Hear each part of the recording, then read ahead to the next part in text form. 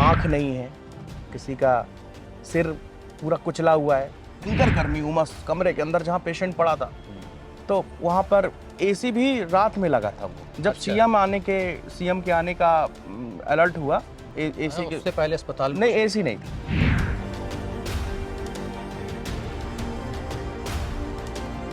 उसमें एग्जैक्टली लोग कह रहे हैं 80,000 एक अकाउंट बताया जा रहा है, और बता रहे हैं कि भीड़ वहाँ 2 से 2.5 लाख की थी। सफोकेशन बहुत भयंकर था, उमस बहुत उमस थी।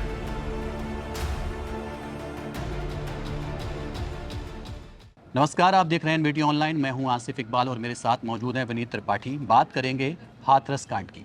हाथरस में एक सत्संग होता है और वहां भगदड़ मचती है। भगदड़ में 134 से ज़्यादा लोगों की मौत हो जाती है और बहुत सारे लोग घायल हो जाते हैं, जिनका इलाज अभी भी चल रहा है। आलम बहुत बुरा था, मंजर बहुत बुरा था वहाँ का। और विनीत त्रिपाठी जो हमारे साथी हैं वहाँ कल पहुँचे थे और वहाँ उन्होंने देखा कि किस तरह से बद इंतज़ामी थी।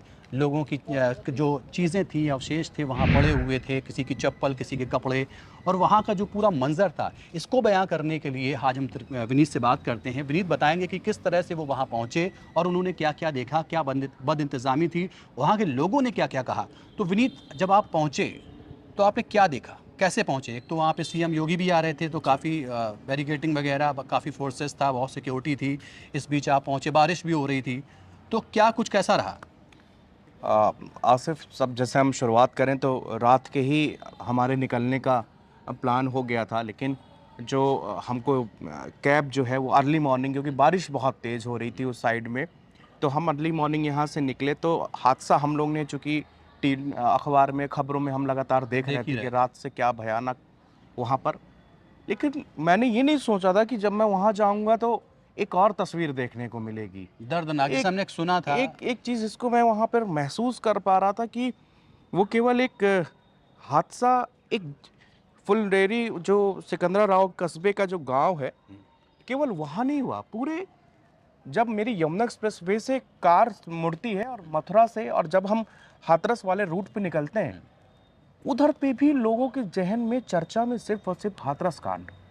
जहाँ भी हम खड़े हुए चाय पीने के लिए, तो वहाँ भी लोग दर्द में, क्या चर्चा कर रहे थे वो लोग? बस कि कैसे हो गया, क्या कर रहा था बाबा, भगदड़ कैसे मच गई। ज़हन में उनके बहुत सारे सवाल।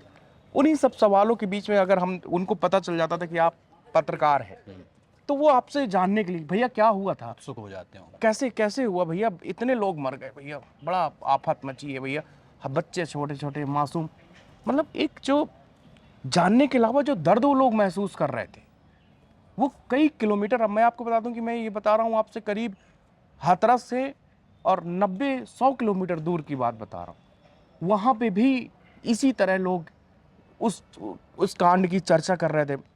हम वहाँ से फिर जैसे ही, चूँकि गूगल मैप में हमने अपना हाथरस तक का एड्रेस डाला, लेकिन फिर हमने जब लोकल रिपोर्टर से बात की, तो उन्होंने बताया कि आप हाथरस से पहले ही वो अस्पताल पड़ जाएगा, जहाँ पे, क्योंकि घटना स्थल आप आएंगे, लेकिन उससे पहले सरकारी ही वो अस्पताल। सरकारी अस्पताल पड़ जाएगा, तो आप पहले वहाँ पे देख लें।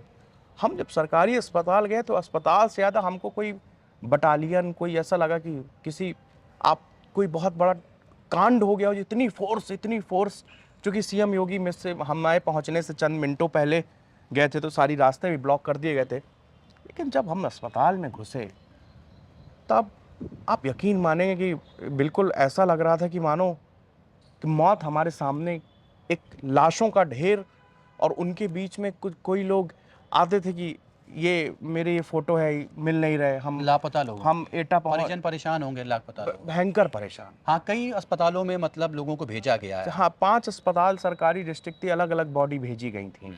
कहीं पे 60 लाशें गई थी, कहीं 40 लाशें गई थी। कई कई लोग ऐसे थे, लोगों 2 को मशक्कत हो रही थी जाने में, इस ज अस्पताल से अस्पताल, हाँ, इस अब अस्पताल। सब चीज़ों की बारिश हो रही थी लगातार, कंपनी, अब वहाँ पे ऐसा तो नहीं था कि कोई बहुत कार-वार वाले लोग नहीं थे।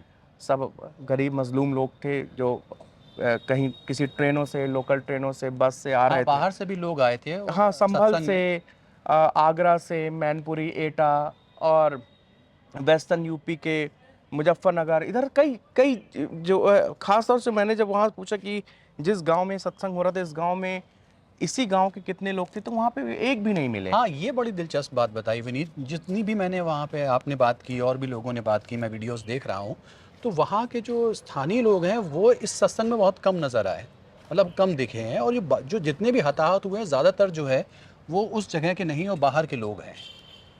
इस सत्संग में एक फैमिली तो गुजरात से भी आई थी, गुजरात से भी लोग आए थे। बताया जा रहा है कि मध्य प्रदेश से बड़ी बड़ी संख्या हाँ, में लोग हरियाणा, आए। दिल्ली, मध्य प्रदेश, गुजरात, एमपी, तो यूपी सब लोग जगह। जो है वो आ गए थे 24-24 घंटे पहले, स्टेशन में पहुंच गए थे लोग अपना कहीं।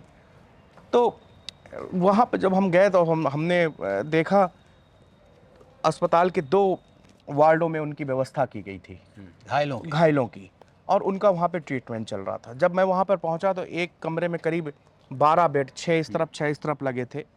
और वहाँ पर जो लोग थे उन्होंने बताया कि भाई साहब ये जो एसी देख रहे हैं आप, भयंकर गर्मी उमस कमरे के अंदर जहाँ पेशेंट पड़ा था, तो वहाँ पर एसी भी रात में लगा था। वो जब अच्छा। सीएम के आने का अलर्ट हुआ, सीएम विजिट है, तुरंत आनंद फानंद में एसी के, उससे पहले अस्पताल में नहीं कुछ एसी नहीं था वहाँ पे। व्यवस्थाएं मतलब ऐसे ही थी। बिल्कुल सरकारी अस्पताल जैसे जो ढुलमुल रवैया, स्ट्रेचर नहीं, वो अब उस समय लाशों का अंबार लग रहा था वहाँ पे।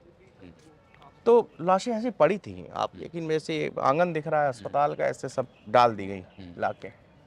अब किसी का आंख नहीं है, किसी का सिर पूरा कुचला हुआ है। बिल्कुल, ये पोस्टमार्टम रिपोर्ट में भी विनीत आया है कि ज़्यादा जो पोस्टमार्टम रिपोर्ट आई है मरने वालों की, उसमें भी ये आया है कि दम घुटने से एक तो मौत हुई है, और दूसरी वजह है इंजरी जो हुई है वो अंदरूनी इंजरी हुई है। आप किसी की हड्डियां टूटी, किसी के फेफड़े फट गए हैं, किसी की गर्दन में किसी ने पैर रखा है तो वो हो गया है। तो ये इससे भी ज़्यादा हुआ। आसिफ जी, जो घर स्थल था जहाँ मैं घटना स्थल, जैसे आगे जिसकी कहानी मैं आपको बताऊंगा, वहाँ पर एक स्लोप था। जैसे आप ये हाईवे है, हाईवे से करीब और आप मान लीजिए 10 फीट नीचे वो खेत था जहाँ पे उनका सत्संग हो रहा था। सत्संग। अब जब बाबा की जो एंट्री थी, वो तो उस रूट को तो पूरा खड़ंजे से पक्का कर दिया गया था। बाकी जो पब्लिक थी, अब वो जो गीले स्लोप पड़ा था, क्योंकि वहां पे पानी के टैंकर भी पड़े थे, बारिश के भी पानी था, और वो पूरी चिकनी हो गई थी, मिट्टी कीचड़ हो गया था वहां पे। फिर अब भीड़ जब बेकाबू होती है, अब फिर बाबा का काफिला निकलता है, तो वो तो पक्के से आराम से निकल गया, उनके गार्ड पीछे से निकल गए। लेकिन उसके बाद जब बाबा के देखने के लिए कई लोग 3 तरह की बातें वहाँ पर सुनने मिली। पहले आदमी कहता है कि जो उनके चरणों की धूल थी उसको लेकर, दूसरे लोगों ने ये बताया कि पुष्प वर्षा होती है वहाँ पर जब बाबा निकलते हैं, तो उस फूल को चुनने की भी परंपरा है।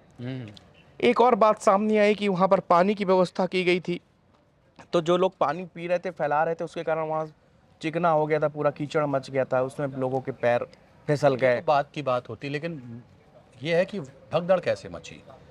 ये मैं आपको पहले एक अस्पताल की वो बताता हूँ कि वो ये रात के सब इंतजाम किए गए अस्पताल में। अच्छा, अस्पताल पे हम आते हैं पहले।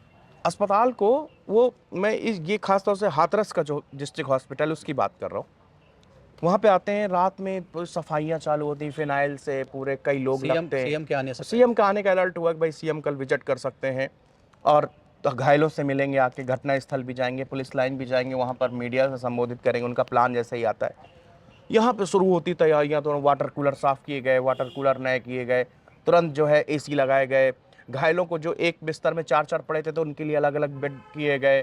दूसरा कमरा अलॉट किया गया, तुरंत वहाँ पे तुरंत फिनाइल से साफ सफाई, दवाइयाँ का बंदोबस्त, तुरंत डॉक्टर अपनी पूरी ड्रेस में, वार्ड बॉय अपनी पूरी ड्रेसेस में। तो पूरी रात ये चलता रहा। हाईटेक बना दिया रातों रात को अस्पताल को। मॉर्चरी की दशा, तो मॉर्चरी बंद कर दी गई थी, और मॉर्चरी में बताते हैं कि शिनाख्त नहीं कर पाएंगे आप शवों की, ये आलम था। किसी के पास किसी के, अब आप मैं बताऊं, मैं एक बच्चा था छोटा सा, उस बच्चे के शरीर में ना खाल थी ना मांस था, सिर्फ हड्डी, और हड्डी के ऊपर लगा हुआ एक मांस का एक पहली लेयर समझ लीजिए, और उसकी उम्र होगी बामुश्किल 2 से 2.5 साल। मतलब वो माँ की अपनी गोद में ही होगा छोटा बच्चा। अब आप सोचिए कि जब उसके ऊपर से कितने लोग निकल गए होंगे। सोचिए कि जब इतने बड़े शरीर वाले महिला पुरुष वो नहीं झेल पाए वजन, तो वो तो बच्चा मासूम छोटा सा बच्चा होता है। तो जब आप ये सब देखते हैं अपनी आंखों से, अस्पताल कई का बार बताइए, अस्पताल में क्या रहा? अस्पताल में जब वो आप ऊपर पहुंचे, लोगों से बातचीत की? वहाँ पर हमने फिर लोगों से बातचीत करी, पूछा कि माता जी आपका बहन जी ये कोई एडमिट है? उन्होंने बताया मेरी सास आई थी, दो तीन लोगों के साथ आई थी, 2 लोग ख़त्म हो गई, मेरी सास बच गई, लेकिन उनके सीने में इतना पसलियाँ टूट गई हैं, इतने लोग चढ़े हैं कि पसलियाँ टूट गई हैं। फिर वहाँ पर एक आदमी बैठा था, उससे मैंने बात करने की कोशिश की। वो कह रहा मैं बहुत व्यथित था क्योंकि उसका बच्चा वहीं बगल में पड़ा था, उसकी उम्र होगी 3 से 4 साल, उसका पैर वैर सब टूट चुका था, लेकिन जानते उसके इलाज चल रहा था वो।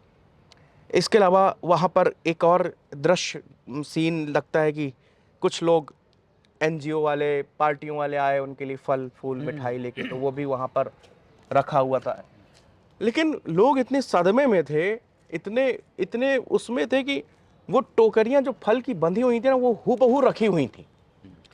किसी को भूख क्या लगने का, कोई वहां पर मातम पसरा है, आंसू है, शोर है, सिर्फ ये लग रहा है कि बस एक एक जान बच जाए, शायद कोई बच जाए।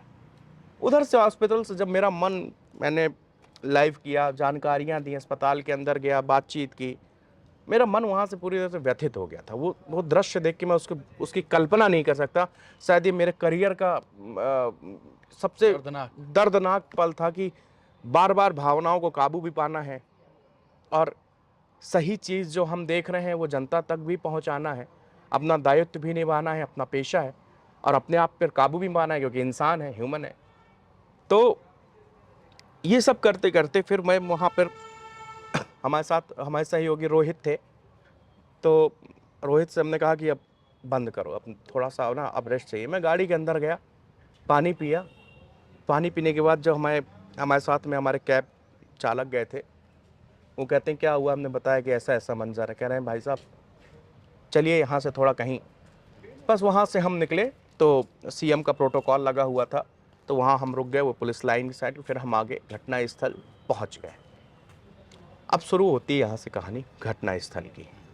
घटनास्थल के करीब 5 किलोमीटर पहले सिकंदराराव से हम लोग निकलने ही वाले थे, तब हमको ये हुआ कि गांव का रास्ता कहाँ है।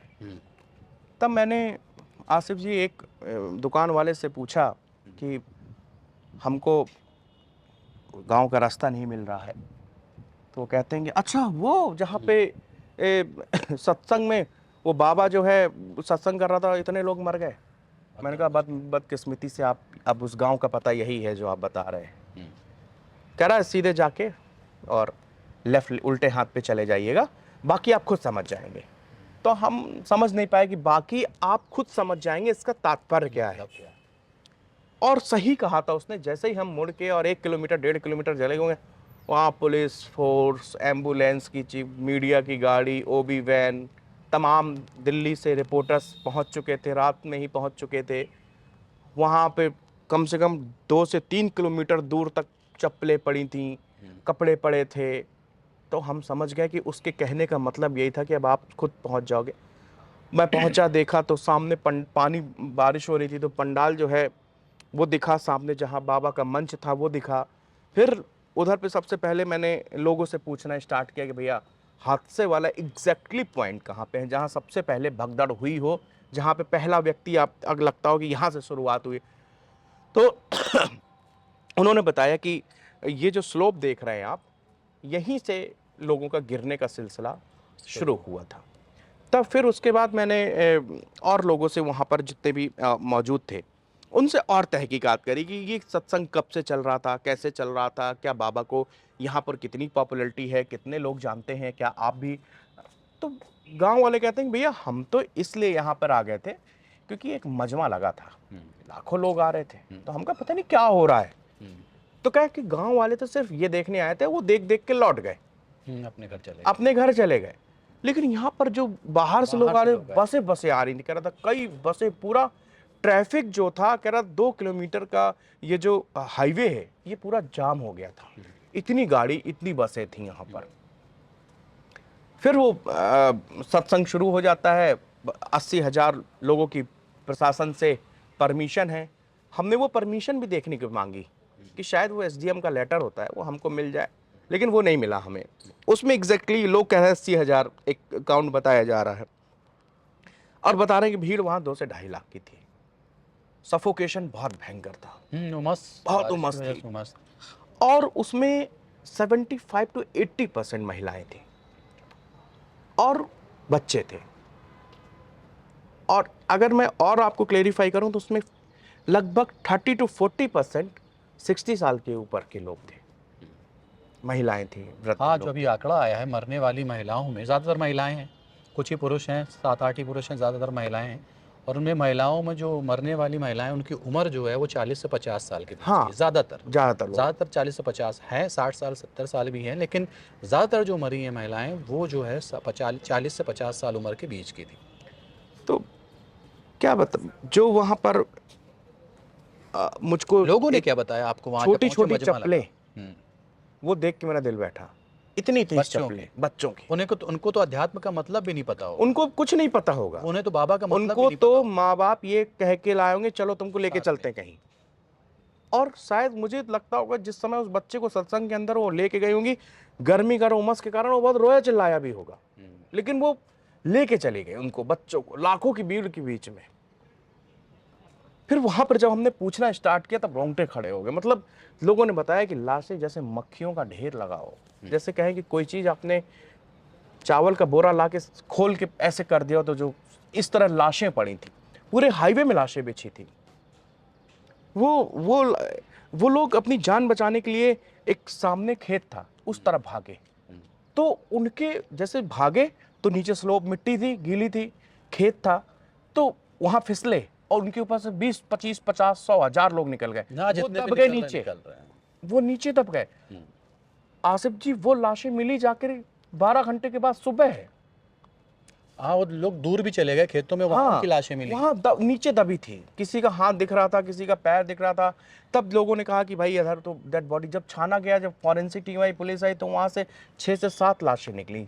आम लोगों का, पब्लिक का कहना था वहां की कि 10 लाशें निकली यहाँ से।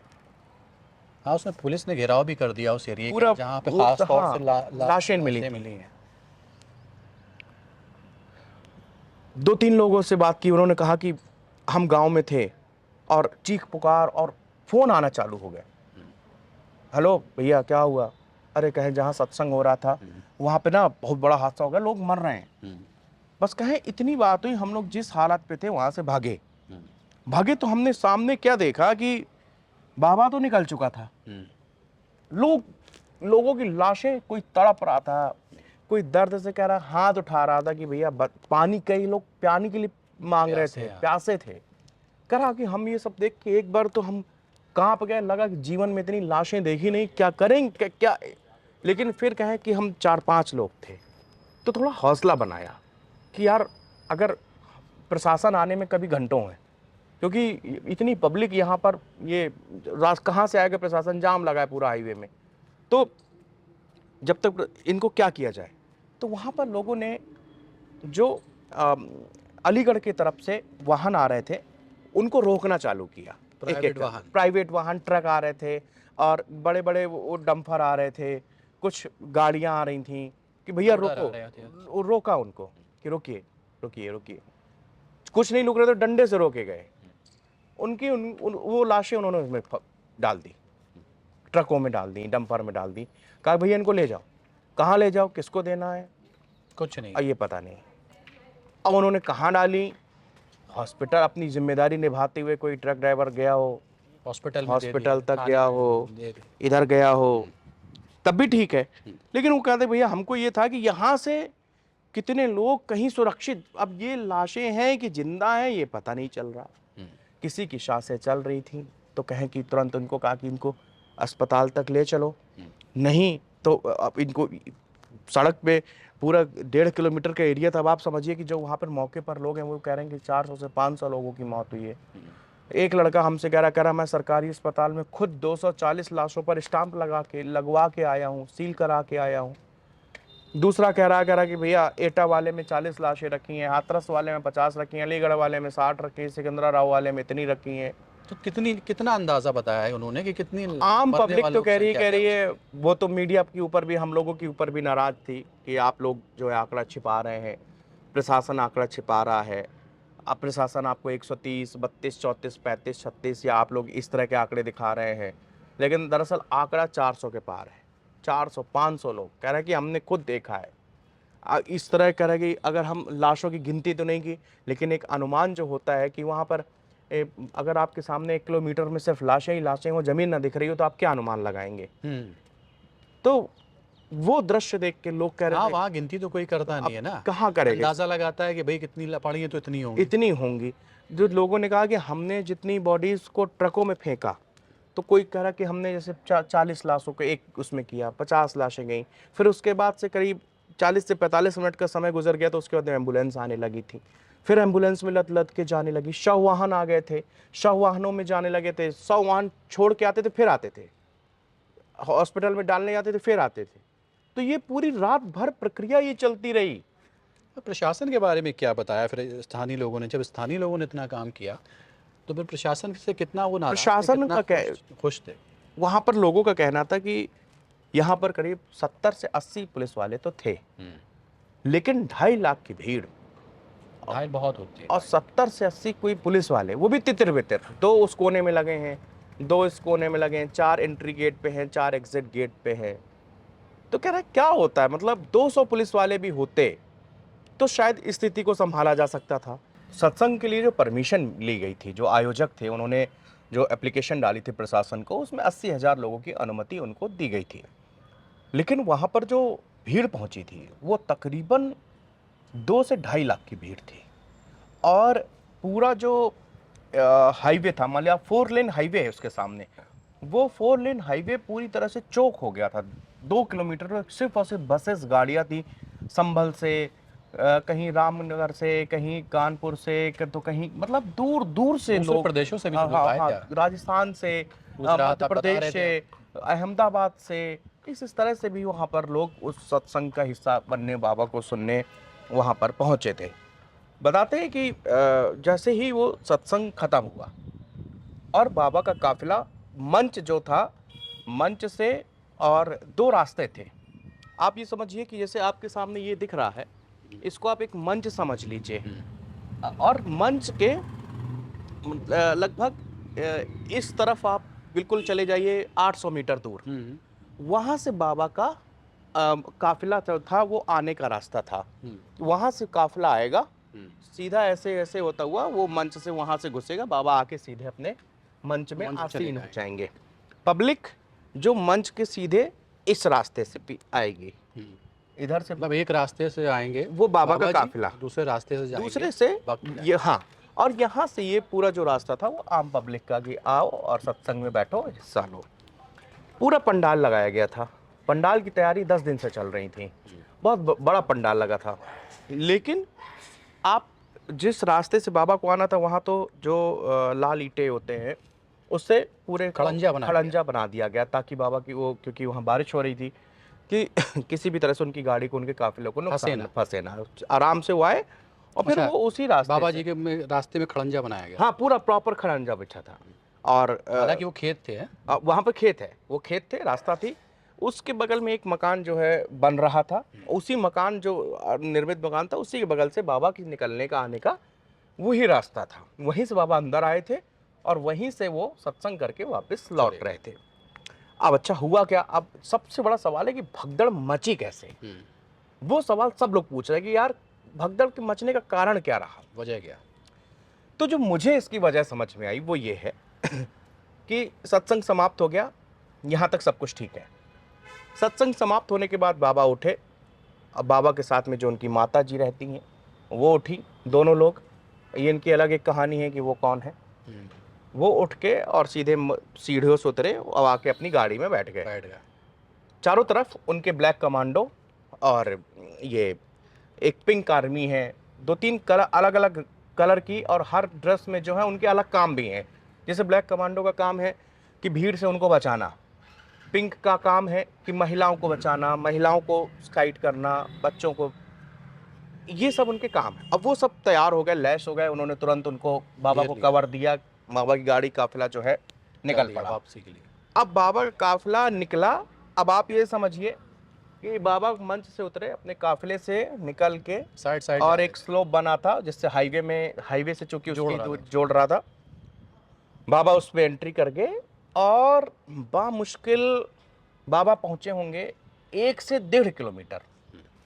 उसी दौरान में वो जो 10 मिनट का समय था, वहां पर फूल वर्षा हो रही थी, जो उसके वो कहते हैं कि वो रंगोली कुछ बनाई जाती थी वो बाबा के जहाँ से वो एंट्री गेट होता था वहां सजाया जाता था, फूलों की और गुलाल की, वो पूरा 200 मीटर के एरिया में हाँ, ये पूरा बनाया गया था। स्लोप से नीचे पूरा, स्लोप के ऊपर एक गेट बनाया गया था बड़ा सा, उसमें बाबा का नाम और सत्संग वगैरह का वो सब चिपका हुआ था, और उसी के नीचे से रास्ता था। जैसे ही बाबा का काफिला निकल गया, और जो उनके बाउंसर्स की, जो उनके गार्ड रहते हैं, उनकी गाड़ी थी जो उसमें वो बैठेंगे, वो पीछे थी, वो भी निकली।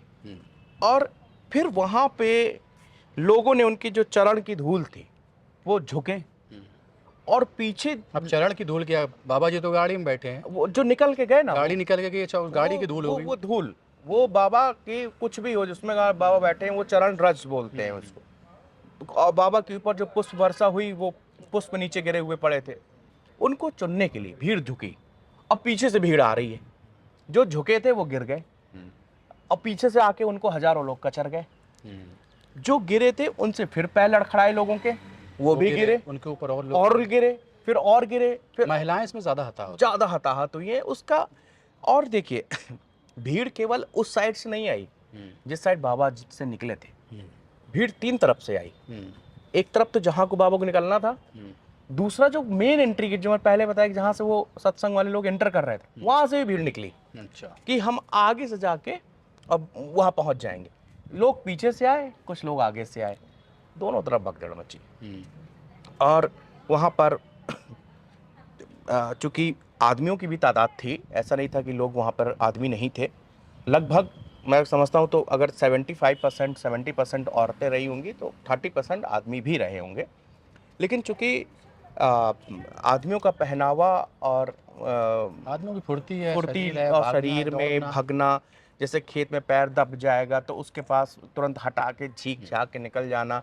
और महिलाओं के जो कपड़े थे, वो साड़ियाँ पहनी हुई थी भाग ज़्यादातर, नहीं पाए, उठ नहीं पाए। तो वो जहाँ गिरी वो साड़ियाँ फंस गई पैरों पे, और वो वहीं गिर गई।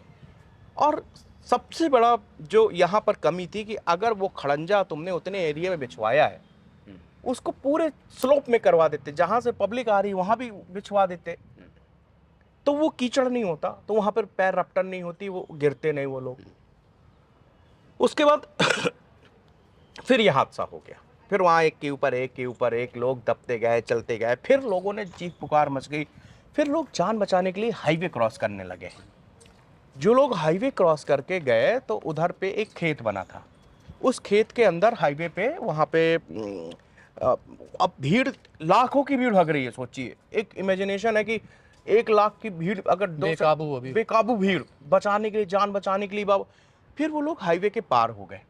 हाईवे के पार में भी नीचे खेत में दलदल टाइप का था पूरा, वहां भी मिट्टी थी। तो हाईवे तक गए, और हाईवे के बाद फिर खेत आ गया, वहां गिर गए।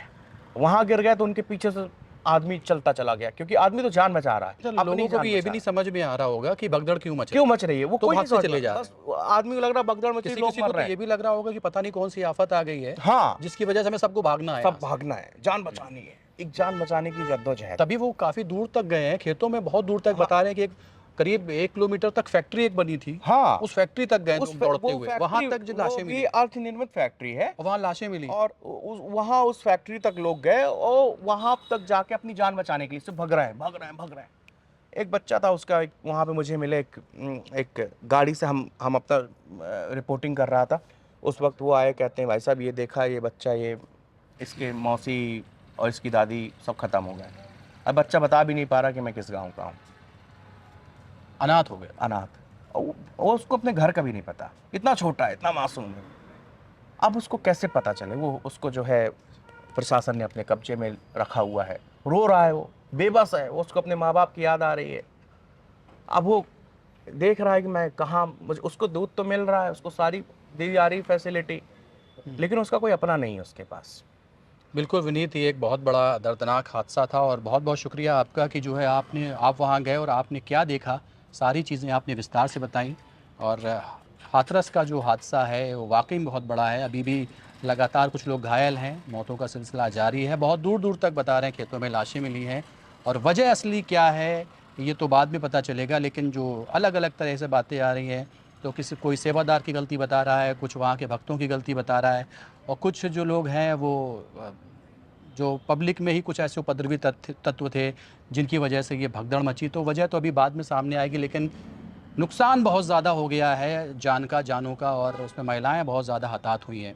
इससे जुड़ी हुई हाथरस हादसे से जुड़ी हुई खबरों को देखने के लिए और पढ़ने के लिए आप एनबीटी ऑनलाइन वेबसाइट पर बने रहें, साथ ही साथ हमारे यूट्यूब और फेसबुक चैनल पर भी बने रहें। धन्यवाद।